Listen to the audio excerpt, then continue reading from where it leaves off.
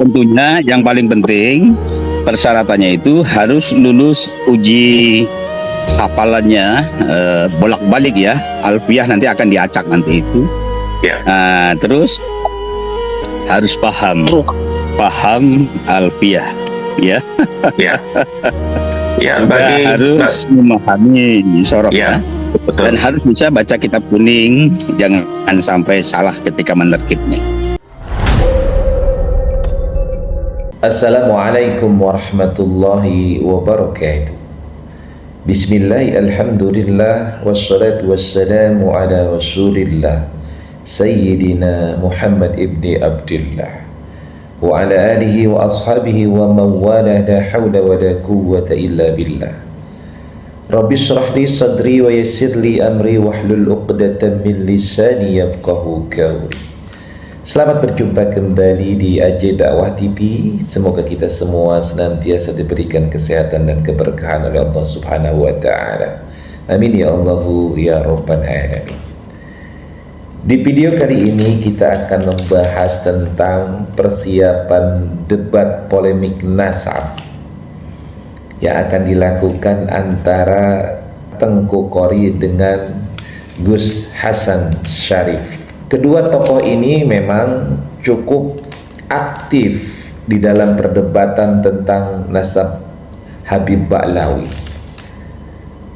Sebagaimana kita ketahui bahwa Tengku Qori ini dulu adalah orang yang membela Kiai Haji Imaduddin, yang ikut mempertahankan tentang tesis Kiai Haji Imaduddin berkaitan dengan batalnya nasab Ba'lawi dari Rasulullah SAW. Artinya nasab Ba'lawi itu tidak tersambung kepada baginda Nabi Muhammad SAW. Tengku Qori awal-awal adalah orang yang berdiri di depan membela daripada tesis Kiai Haji Imaduddin Utsman Al-Bantani, tapi kemudian berbalik arah menjadi orang yang justru menentang dan siap menghancurkan tesis daripada Kiai Haji Imaduddin Utsman Al-Bantani. Tengku Qori ini aslinya adalah dari Aceh. Nah, sedangkan Gus Hasan Syarif, beliau adalah jebolan Sidogiri, seorang yang memang sangat luar biasa di dalam kajian-kajian kitab, sangat paham tentang nahwu sorofnya, berbagai macam kaitan dengan literasi-literasi yang berbahasa Arab dan bertuliskan Arab. Beliau pun berdiri di depan yang pada intinya adalah mendukung tesis Kiai Haji Imaduddin Utsman Al-Bantani dengan perspektif yang tentu mengkaji daripada kitab-kitab yang berkaitan dengan nasab Habaib Ba'lawi. Nah, kedua tokoh ini memang kita lihat kedua-duanya sangat aktif untuk kemudian berdebat, berdiskusi dengan argumennya masing-masing. Tetapi selama ini pertemuan mereka hanya di media sosial, by online. Jadi tidak bertemu langsung, sehingga kita kadang-kadang tidak bisa melihat bagaimana sesungguhnya kepakaran mereka dalam bidang-bidang berkaitan dengan polemik nasab, terutama di dalam kajian-kajian kitab-kitab klasik yang berbahasa dan bertuliskan Arab. Sebelum memasuki tentang perdebatan-perdebatan yang lebih jauh lagi berkaitan dengan isi daripada kitab-kitab klasik itu yang membahas tentang nasab daripada Habaib Ba'lawi, tentu perlu diadakan ujian-ujian terlebih dahulu terhadap kefakaran mereka di dalam bahasa Arab dari sisi nahwu dan sorofnya. Nah, oleh karenanya perlu diuji dahulu bagaimana pemahaman, kemudian bagaimana penguasaan mereka terhadap alat-alat yang bisa membuka daripada bahasa dan tulisan Arab, yakni di dalam masalah pemahaman dan juga penguasaan nahwu dan sorof. Nah, inilah yang nanti terlebih dahulu akan diuji oleh panitia yang akan menyelenggarakan debat polemik nasab berkaitan dengan bagaimana penguasaan masalah nahwu sorof di antara keduanya, baik dari Tengku Qori maupun dari Gus Hasan Sarim. Karena kita tahu bahwa untuk membuka, untuk memahami daripada kitab-kitab klasik yang berbahasa dan bertuliskan Arab itu perlu penguasaan terhadap nahwu dan sorof, yakni diantaranya bagaimana penguasaan terhadap minimal adalah alfiyah Imam Malik berkaitan dengan nahwu, ya, bagaimana perubahan-perubahan daripada kata, kemudian daripada bagaimana membaca kata itu ketika terangkai dalam satu kalimat.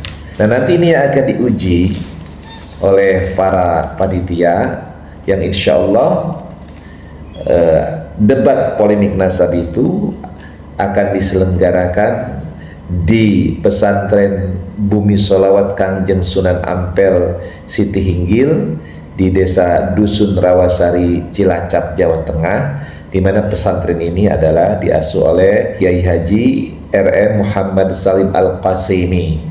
Ya, beliau ini adalah putra daripada Kangjeng Sunan Ampel ke-16. Alhamdulillah, persiapan-persiapan yang kita lakukan sampai hari ini, komitmen-komitmen dari saudara-saudara kita yang mendukung dari para akademisi dan dari para alim ulama semakin banyak ya. Begitu juga dukungan dari masyarakat itu semakin meluas begitu, agar acara ini bisa terlaksana dengan baik begitu. Tetapi tentunya nanti akan kembali kepada yang bersangkutan, apakah mereka siap atau tidak untuk melakukan perdebatan ini. Ya, ini kan menyediakan tempat untuk mereka berdebat supaya semua bisa diketahui oleh publik ya. Jadi apakah perdebatan itu sumber-sumber yang mereka gunakan ini kan biar bisa diketahui oleh publik. Kalau perdebatan online kan enggak tahu semuanya kan, apakah mereka ini berdasarkan kitab apa kan enggak tahu. Ya, betul. Tapi kalau di sini nanti yang mengaturkan akademisi, jadi tidak sembarangan. Ya, tapi betul. tentunya yang paling penting persyaratannya itu harus lulus uji hafalannya bolak-balik ya, alfiyah nanti akan diacak nanti itu. Ya. Terus harus paham alfiyah ya. Ya. Ya, harus memahami sorof ya. Betul. Dan harus bisa baca kitab kuning, jangan sampai salah ketika menerkibnya.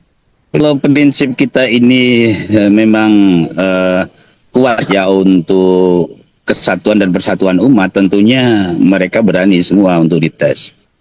Ya, sebab tes ini sangat diperlukan sekali untuk melihat kompetensi dari kemahiran mereka tentang ilmu begitu. Jadi kalau mereka ini tidak paham ya nahwu sorof secara mendalam, maka kita katakan bahwa mereka ini belum memiliki kapasitas menjadi debater begitu. Ya, betul. Ya, dan itu sangat membahayakan ya, karena pemahamannya pasti akan melenceng. Karena apabila seseorang tidak memahami secara mendalam ilmu nahwu dan sorof, maka pemahamannya di dalam memaknai suatu lafal atau kalimah yang ada di dalam kitab kuning atau Arab gundul itu nanti akan salah ya. Nah, ketika akan salah, pemahamannya pun akan salah. Ketika pemahamannya akan salah, maka ini hanya akan menimbulkan suatu kerancuan tersendiri begitu. Jadi kita menginginkan benar-benar debater ini bukan hanya pintar berbicara dan keluar-keluar, tapi ayo buktikan kalau Anda ini sebagai debater yang benar-benar ahli ilmu ya. Yang bisa dipercaya oleh masyarakat dan umat. Sekarang buktikan ya, jangan banyak bicara. Masalah duit gampang. Anda lulus di tes, lulus sebagai debater, tidak usah khawatir masalah duit. Oke? Saya juga sudah telepon sama Gus Hasan ya, bahwa dia menyatakan siap untuk dites. Nah, nanti tinggal kita menghubungi Tengku Qori. Kita tunggu waktu. Nah, insya Allah kita akan menyaksikan debat yang tentu lebih ilmiah lagi. Kita akan melihat bagaimana kemampuan mereka di dalam bahasa Arab, terutama di dalam nahwu dan sorofnya. Kemudian kita bisa melihat kitab-kitab yang dihadirkan di dalam debat itu. Ini sangat mencerahkan, ini sangat mencerdaskan. Tentunya acara ini wajib kita saksikan, karena tentunya ini akan mencerdaskan dan mencerahkan, dan juga tentunya ada hasil yang akan kita lihat bagaimana sesungguhnya kajian-kajian tentang nasab Ba'lawi ini, apakah yang selama ini yang ditulis oleh Kiai Haji Imaduddin Utsman Al-Bantani itu kemudian ternyata terbukti bahwa memang secara ilmiah itu tidak terbantahkan, atau ada mungkin rujukan-rujukan kitab yang lain yang justru membantah tesis Kiai Haji Imaduddin Utsman Al-Bantani. Tapi pokok intinya yang nanti akan diuji di dalam perdebatan polemik nasab terlebih dahulu adalah bagaimana penguasaan terhadap nahwu dan shorof di antara dua kontestan ini, yakni Tengku Qori dan Gus Hasan Syarif. Kita tonton, kita saksikan, kita support. Mudah-mudahan ini adalah pintu gerbang untuk membuka, menyelesaikan masalah polemik nasab Habaib Ba'lawi. Mudah-mudahan video ini bermanfaat. Wallahu muwaffiq ila aqwamit thoriq. Assalamualaikum warahmatullahi wabarakatuh.